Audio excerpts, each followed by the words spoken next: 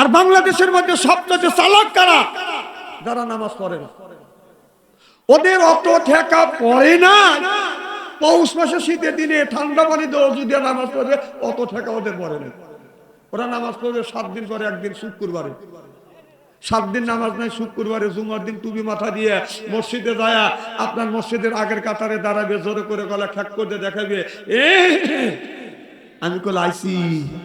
এইরকম লোক আছে না নাই? তারপরে তাদের নামাজ হলো 2 রাকাতের ভিতরে সীমাবদ্ধ। ইমাম সাহেবের ফরজ নামাজ শেষ, মোনাজাত কমপ্লিট, উনিরা সুসুর করে বের হওয়া যায়। তারপরে কি ভালো করে ভালোভাবে যায়, মেহেরবানি করে পুরন জুতো থেকে নতুন জুতো নেয়। যদি বলা যায় ভাইজান আপনি আমার জুতো নিলেন, কাহুদের মাথা ঠিক নাই, এই দিকের মাথা ঠিক আছে, বার্মির জুতো 70 টাকা দাম, 50 গ্রাম ওজন, হাঁটলেই পার উপরে, পার হাতে ওরে। 750 টাকা দাম বাটার জুতো, হাফ কেজি ওজন, ওইটা পার মধ্যে ঢুকেছে, টানিয়ে নিয়ে যাচ্ছে হেঁচড়ে। ভাই আপনি আমার জুতো নিলেন, আমার মাথা ঠিক নাই, এদিকের মাথা ঠিক আছে, বার্মির জুতো চুরি করছে, বার্মির জুতো দিয়ে বাটার জুতো চুরি করছে। এই যে চোর দেখছি এরকম জুতো তোর আমি কোনোদিন দেখি দেখি। সামনে আবার জুতো চুরি করার মৌসুম আসতেছে, সেটা হলো 4ই ফেব্রুয়ারি, সেটা হলো শবে বরাতের দিন। ঠিক কবে আল্লাহ বলবে বান্দা নামাজ পড়ছো, আল্লাহ নামাজ পড়ছি, বেহেশতে যাও। নামাজি ব্যক্তি বেহেশতে যাবে, বেনামাজি ব্যক্তিও 1 পা 2 পা ফেলবে। আল্লাহ যখন নিষেধ করবে না, ও যাবে আর বলবে জীবনে আমি নামাজ পড়ি নাই, আমার দাদাও নামাজ পড়ে না, আমার বাবাও নামাজ পড়ে নাই, আজকে একটা মিথ্যা কথা বলে আল্লাহ জান্নাতে যাচ্ছি কি খুশি।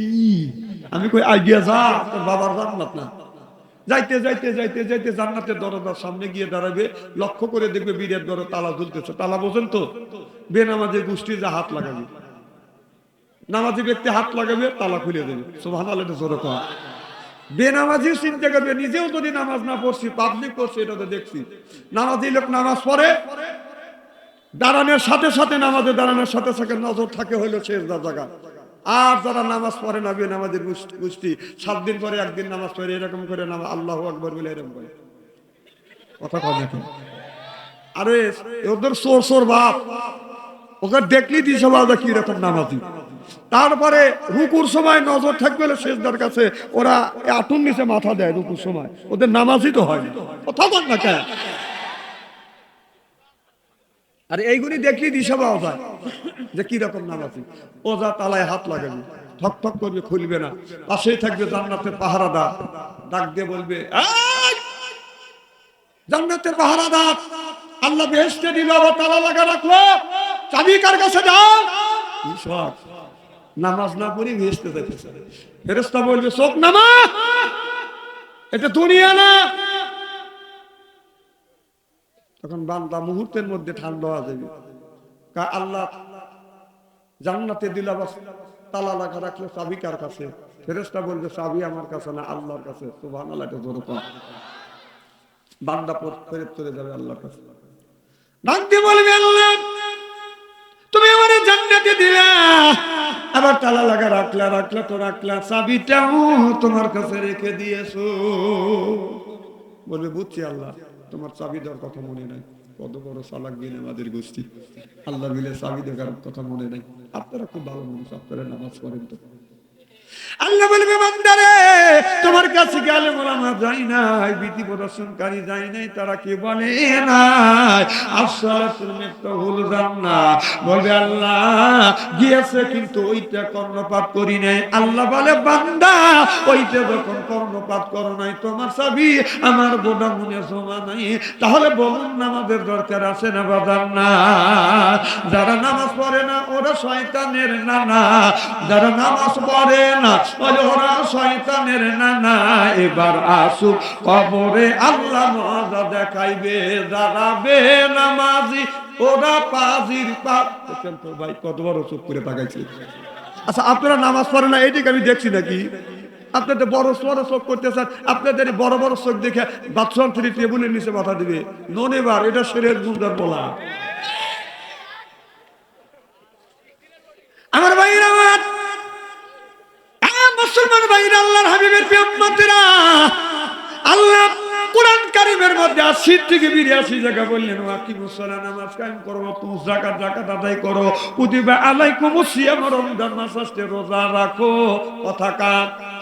আজকে আমাদের দেশের কিছু মানুষ আছে নামাজ পড়ে না, মাথায় বড় বড় চুল, এরপর ওই লোকটা করে বল পর্ণ হলো পাটের ছালা, হাতে হলো লোহার বালা, ত্রিশূলা লোহার বালা, গলায় হলো পুতির মালা। আমি হিসাব করে দেখলাম ওই লোকটা অরিজিনাল শয়তানের শালা।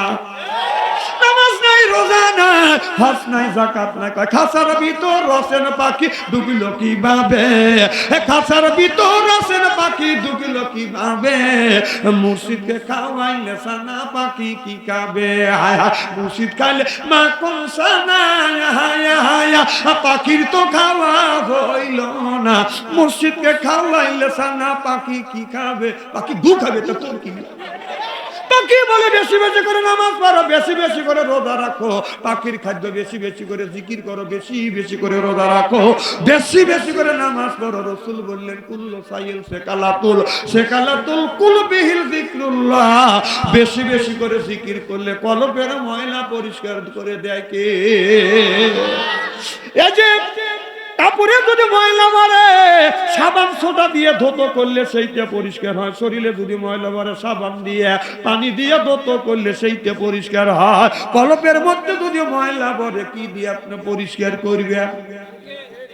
মনে বাবলা বান্দার দাগ লেগেছে, মনে বাবলা বান্দার দাগ লেগেছে, ধুইলে কি যায় সাবানে সাবানে, মনের ময়লা বুঝবে কেমনে, খাসলো তো যায় না রে ধুলে, স্বভাব যায় না রে মলে, শিকার গন্ধ যাবে কি ভাই, সুসর গন্ধ যাবে কি ভাই, গোলাপ জল দিলে মনের ময়লা বুঝবে কেমনে? নবী বলে কুল্লু সাইল সেকালাতুল কুলুবিহিল যিকরুল্লাহ, রাসূল বলে বেশি বেশি করে জিকির করো, কলবের ময়লা পরিষ্কার করে দেখে। আর আমাদের দেশের জিকির দেখছেন, সন্ধ্যা গেছে কারেন চলে এখনো তো আইল না, গরমের জ্বালায় কাপড় সুপুর ঠিক রাখায় আর গেল না, মাটি কেটে খাগা বনটা আমি জাগাবো না, তাই না? জিকির দাঁড়াও যায়, বসাও যায়, শুয়েও যায়, সুবহানাল্লাহ একটু জোরে কর। জিকির করবেন সুবহানাল্লাহ, আলহামদুলিল্লাহ, লা ইলাহা ইল্লাল্লাহ, আল্লাহু আকবার, ইয়া হাইয়ুল ইয়া কাইয়্যুম, ইয়া হান্নান ইয়া মান্নান, এইভাবে আপনি জিকির করেন। হুক্কু হুক্কুর জিকির আপনি কোন জায়গা পাইছেন? কারণ এর মানে হলো নামাজ কোনদিন পড়ে না, বাবার বাড়ি বাজার কমলা নিয়ে যায়, আপেল নিয়ে যা, ওই বাবা কোনদিন কয় না তুমি যে আমার জন্য 5 কেজি আপেল আনছো, 3 কেজি কমলা আনছো, 4 কেজি এরপরে আঙ্গুর আনছো, এইটা আমার কেন, আমাকে কেন দিলে? তোমার কি মা নাই? বলে আছে। তোমার কি বাবা নাই? বলে বাবা আছে। 1 কেজি রাখলাম, 6 কেজি নিয়ে তোমার বাবা মাকে খাওয়াও গা। কারণ আপনি যদি আপনার মা বাবাকে একটা আপেল যদি খাওয়ান, আর মা বাবা খুশি হইয়া যদি বলে আল্লাহ আমার সন্তানকে তুমি দেখিও, বলাও শেষ, আল্লাহর আরশে আযমে পৌঁছাও শেষ। তাম পৃথিবীর পীর সাহেব যদি দোয়া করে তোমার জন্য, তামাম পৃথিবীর পীর, কথা কি বুঝতেছেন? আর আপনার মা বাবা যদি দোয়া করে, তামাম পৃথিবীর পীরের দোয়া কবুল হইতেও পারে, নাও পারে।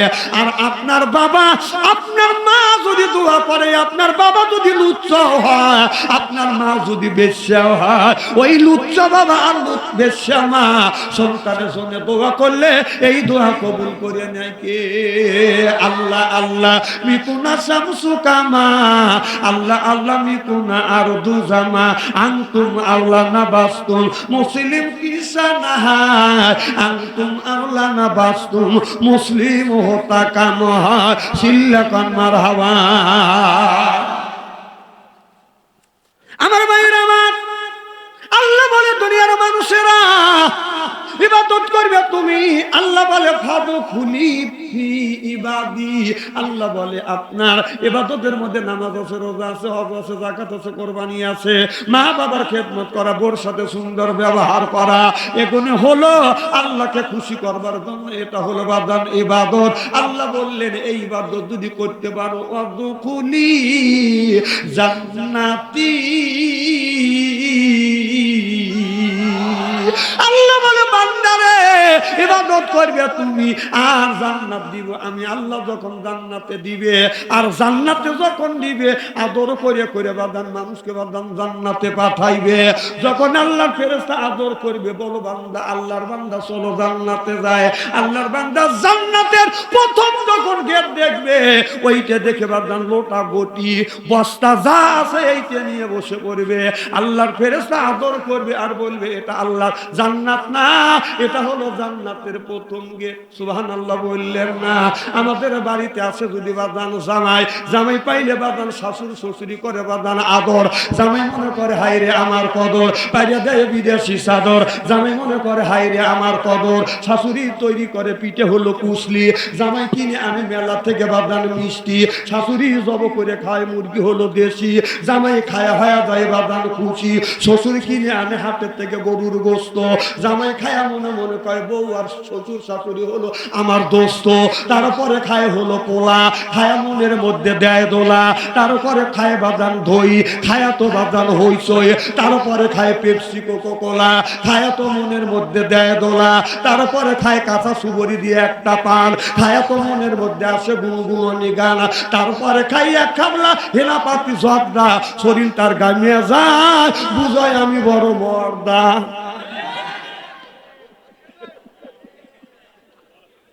খুব কি খারাপ লাগতেছে নাকি? এইভাবে যদি কোনটাখানি আলোচনা করি, শোনার জন্য রাজি আছেন তো? হাত তুলে দেখান তো দেখি, রাগ করবেন কারা কারা? না না, যারা হাত তুলছেন মোহাব্বতে তুলছেন, হুজুর তুলছে তাই। আর যারা বুঝে তোলেন নাই, যারা হাত তোলেন নাই বুঝে তোলেন, অতএব দুই দলই ঠিক আছে। বাজার লোক মান এক কাপ চা আনা যায় না। শোনেন, আমি যতক্ষণ আলোচনা করব, এক নম্বর ওঠা বসা করা যাবে, কথা কাট। আল্লাহ বলেন ইজা কুরিয়াল কুরআনু ফাসতামিউ লাহু ওয়া আনসিতু লাআল্লাকুম তুরহামুন। সুবহানাল্লাহ। যেখানে আল্লাহর কোরআনের কথা আলোচনা হয় ওই জায়গা আল্লাহর রহমত বর্ষিত হয়। আল্লাহর এক বিন্দু রহমত যদি হরিণের উপরে পড়ে বেগুন কস্তুরী হয়, হাতের উপরে বলে গজমতি হয়, ঝিনুকের মধ্যে বলে মুক্ত হয়। আল্লাহর এক বিন্দু রহমত যদি কোনো বান্দার উপরে পড়ে ওই বান্দা আল্লাহর ওলি হয়ে যায়। আল্লাকুম তুরহামুন।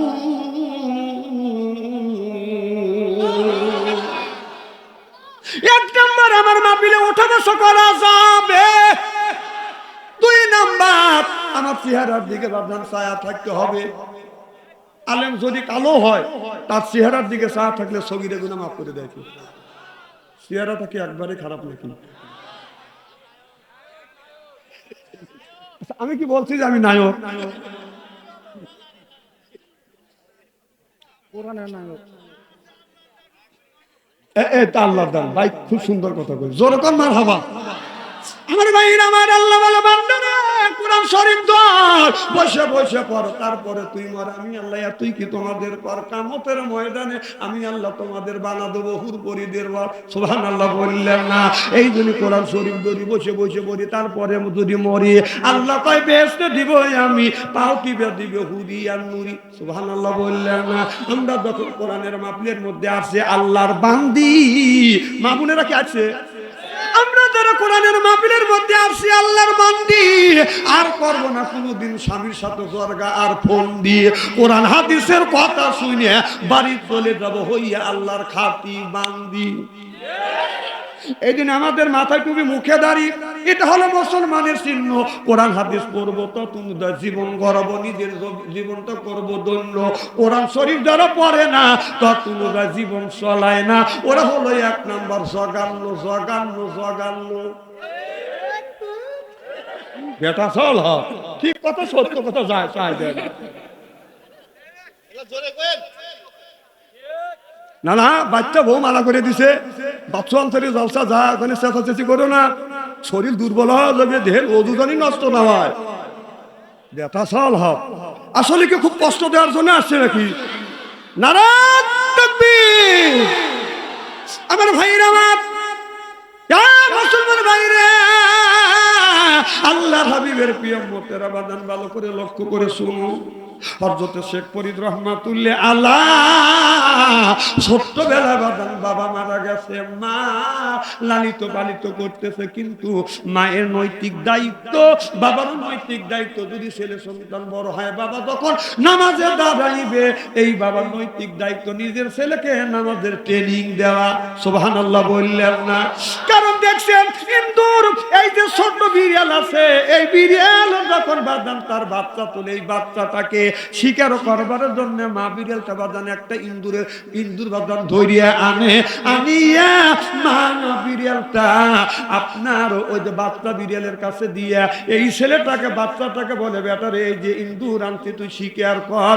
ইন্দুর নড়াচড়া করে না, বিড়ালটা কি করে, এক হাতা দিয়ে আপনার ইন্দুরের পাশায় এরকম করে খোট্টা দেয়। এই ইন্দুর যখন নড়াচড়া করে, আর এক হাতা দিয়ে মা বাচ্চাকে বলে ঘাড় পাড়িয়ে ধর। ইন্দুর নড়াচড়া করে, বাচ্চা তখন ঘাড় পাড়িয়ে ধরে। এর মানে হলো ইন্দুর ছোট বাচ্চাটাকে আপনার শিকার করার জন্য বাদাম শিকার করা ট্রেনিং দিচ্ছে। সুবহানাল্লাহ, একটু জোরে কর। একটা ইন্দুর যদি নিজের বাচ্চাকে আপনার শিকার করার যদি ট্রেনিং দেয়, আপনি যদি 18,000 মাখলুকের কাতের মধ্যে যদি শ্রেষ্ঠ মাখলুকাত হইয়া আপনি বাবা, আপনি নামাজ পড়েন আর আপনার ছেলে নামাজ পড়ে না, আল্লাহ বলে ইয়া আইয়ুহাল্লাযিনা আমানু, ও হে যারা ঈমানের বিশ্বাসী, কু আনফুসিকুম ওয়া আহলিকুম নারা, নিজে বাঁচো, তোমার আহেল পরিবারকে বাঁচো। এই কথা কার? আজকে নিজেও বাঁচলাম না, আহেল পরিবারকে বাঁচাইতে পারলাম না। কেন বাঁচবে? ছেলের হাতে বাবা মা তুলে দিছে স্ক্রিন টাচ ফোন, প্রেমপ্রীতির জ্বালা, মোবাইলের মেলা, এখন আর চিঠি লেখা লাগে না। ছেলে সারারা জাগিয়া ফোনে কথা বলিয়া লেখা পড়াইয়া ছেলের ভালো লাগে না, লেখা পড়া আমি ভালো লাগে না। মোবাইল ফোন আসিল কি দোলা লাগিল, ফজরের ঘুম তো পোলার ভাঙলো না। পেটে বাজাই থাক, পরনে নাই থাক, পেটে বাজাই থাক, পরনে নাই থাক, মোবাইল ছাড়া ছেলে চলে না, হায় হায় মোবাইল ছাড়া মিয়া চলে না। মোবাইল ফোন আসিল কি দোলা লাগিল, ফজরের ঘুম তো পোলার ভাঙলো না। আইও এ কি জামানা, বুঝাইলে বুঝাছে না। পিতা মাতার পেটে বাদে ছেলে প্রেমের দিওয়ানা, দিওয়ানা। মোবাইল ছাড়া চলে না, মায়ে বলে রব্বানা, বাবাই বলে সালাম না, আল্লাহ বলে শুনলাম না, বাইরে গেল যন্ত্রণা। আপনাদের কি গ্রাম এটা? মৌ হাট, দক্ষিণ পাড়া। মৌহাট গ্রামের মধ্যে যদি 50টা যুবক যুবতী থাকে, তাদের কাছে যদি স্ক্রিন টাচ মোবাইল থাকে, কোরআন শরীফ সিয়া শপথ করে আমি চ্যালেঞ্জে বলতে পারি, আপনি রাত 12টার মধ্যে ফেসবুকের মধ্যে ঢোকেন, মেসেঞ্জারের মধ্যে ঢুকে দেখেন, গ্রামের মধ্যে যদি 50টা যুবক যুবতী থাকে, ওদের কাছে যদি স্ক্রিন টাচ ফোন যদি থাকে রাত 12টার পরে মেসেঞ্জারের মধ্যে ফেসবুকের মধ্যে ঢুকে দেখেন, 40-50 জন ছেলে নিয়ে থাকলে তার 40 জন রাত 12টার পরে লাইনে রয়েছে। কি করতেছে? তাহাজ্জুদ নামাজ পড়ে মোনাজাত করতেছে। রাত 9:30টার সময় ফেসবুকের মধ্যে ঢুকছে, 3:30 পর্যন্ত খালি খোট্টা যাচ্ছে। আর বাবা কি করছে? 3টে ছেলের হাতে 3টে স্ক্রিন টাচ ফোন দিয়া মসজিদের আগের কাতারে দেয়া নামাজ পড়ে মোনাজাত করে কর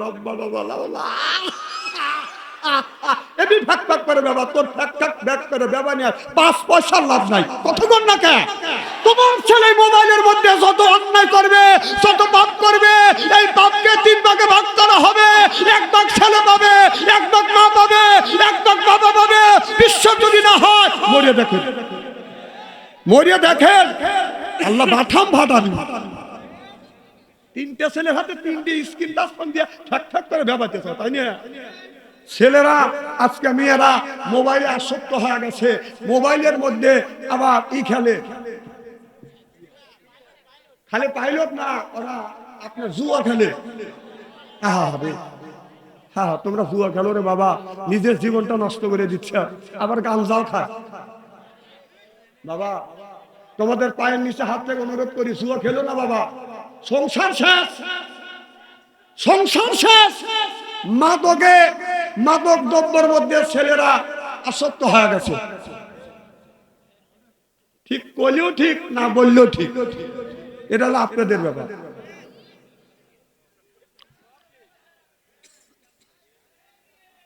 আমি তো নড়াচড়া করে খাই, তাই না? না থাকে চলছে, আগে নড়াচড়া করে নাই, কেমন নড়াচড়া করি আমি, আমার তো এটা ভালো হইল।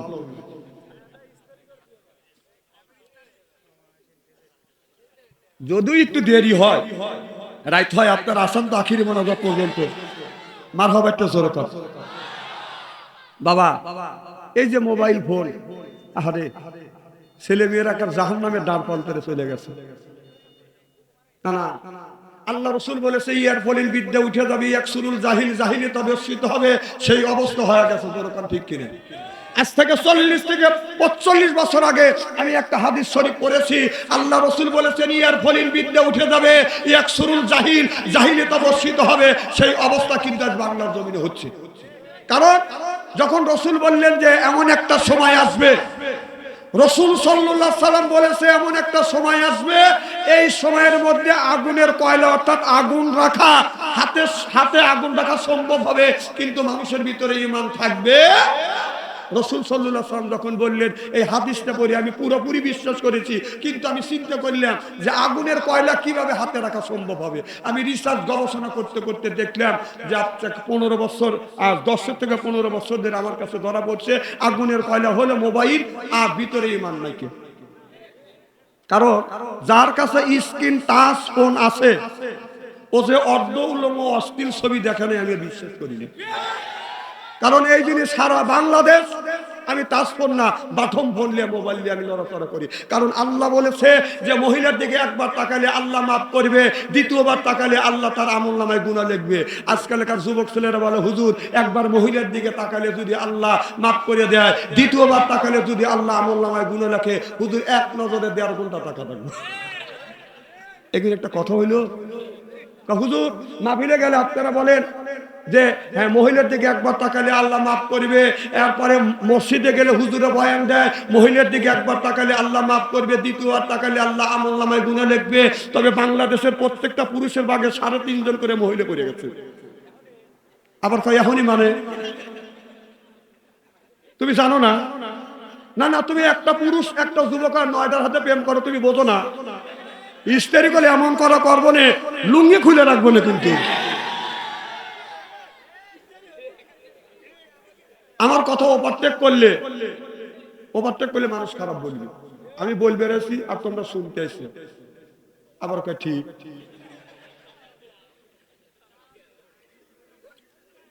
আচ্ছা আপনারা হাসতেছেন, আমি কি হাসির উদ্দেশ্যে কোনো কথা বলতেছি? আসলে কল আমি পেরেক বিদেছি, যারা জ্ঞানী তারা বুঝতে তো হুজুর কত ওজনের কথা বলতেছি। তাহলে কি জন্য বলতেছিলাম? ও মহিলার দিকে তাকাল না হুজুর, রাস্তা দিয়ে গেলে সামনে তাকালে মহিলা, পিছনে তাকালে মহিলা, ডানে তাকালে মহিলা, বামে তাকালে মহিলা, আকাশের দিকে যদি তাকাই 3 তলার উপর থেকে 3 জন মহিলা ছায়া থাকে ব্লাউজের আতা কুত্তায় খাচ্ছে। হুজুর তাকাবো কোথায়? তাকানোর তো জায়গা নাই, আপনারা খালি ফতুয়া দেন। আমি বললাম আল্লাহ বলেছে কুল্লিল মুমিনিনা ইয়াহুদ্দু মিন আবসারিহিম, নিচের দিকে তাকাও। সুবহানাল্লাহ, একটু জোরে কর। বদমেশের জায়গা পাও না, তাই না? নিচের দিকে তাকাও। আজকে আমাদের দেশে নিয়ম আছে, একটা ছেলে রাস্তা দিয়ে যাচ্ছে, যুবক ছেলে, দাঁড়া থেকে প্যান্টের চেন টান দিয়ে দাঁড়া থেকে বিশ্বাস করতেছে। আমি একজন হুজুর ওইটা দেখে বলতেছি আস্তাগফিরুল্লাহ, আস্তাগফিরুল্লাহ। এই শালার বেটা, শালা তুই আস্তাগফিরুল্লাহ পাইছিস করে রে? ওখানে আস্তাগফিরুল্লাহ দোয়া, ওখানে প্রতিবাদ করা লাগবে। কতক্ষণ না কে আপনি প্রতিবাদ করেন? এই তুই মুসলমানের বাচ্চা হয়, তুই কোন গেল কোন বিবেকে তুই দাঁড়া থেকে বিশ্বাস করতেছিস? ও ধমক দেওয়ার সাথে সাথে বসে আর পায়খা পেশাব করবো, প্যান নষ্ট করবো। কতক্ষণ না কে আর নাই মা ছেড়ে দিয়ে দৌড়বে। আরে কি সস্তা দোয়া পাইছে, আস্তাগফিরুল্লাহ। তোর সব বারদাত খুলে ফেলা দেবো বেটা, এখানে আস্তাগফিরুল্লাহ। কথা কয় না রে। আবার বাবাতি তালুক একটা রুমাল পাইছে সোননাথ, এটা হলো মুসলনবীর সোননাথ। একটা লোক দাঁড়া থেকে বিশ্বাস করতেছে উনি মরি দিয়ে আস্তাক ফেরিল্লা, এইখানে কি মুসলমানের বাচ্চা কয় এই সস্তা দোয়া পাচ্ছিস তোর চল ফাটা ফলাবে বেটা, হাদিস পারিস সস্তা দোয়া পাচ্ছে এখানে। কারণ এখানে অন্যায় করা লাগবে, এটা প্রতিবাদ করা লাগবে, এটা অন্যায় এটা করা যাবে না, এটা ন্যায় এটা করতেই হবে। ন্যায়ের পক্ষে কথা বলতে গেলে জেল খাটার দরকার হলে জেল খাটবো, জরিমানা দেওয়ার দরকার হলে জরিমানা দিব, প্রয়োজন হলে ফাঁসির মঞ্চে উঠবো, বাতিলের সাথে অবস্থায় চিল্লক ঠিক কিনা। আর সস্তা দোয়া বাসে ওটা নিয়ে দাঁড়া থেকে বিশ্বাস করো আস্তাক ফোনের তুই বাঁচিস কোনে রে ভাই, রাগ করতেছে।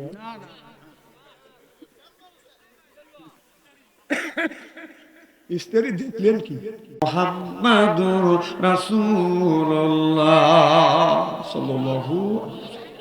উপস্থিত আজকের এই জালসার সম্মানিত সভাপতি সাহেব, আজকের এই জালসার প্রধান অতিথি, বিশেষ অতিথি সহ সর্বকালীন সর্বযুগের শ্রেষ্ঠ সন্তানেরা, একটু আগে আলোচনা করলেন আমার বন্ধুগণ হযরত আল্লামা মাওলানা মুহাম্মদ আব্দুল আজিজ জিহাদি সাহেব, বারাকাল্লাহু ফি হায়াতি।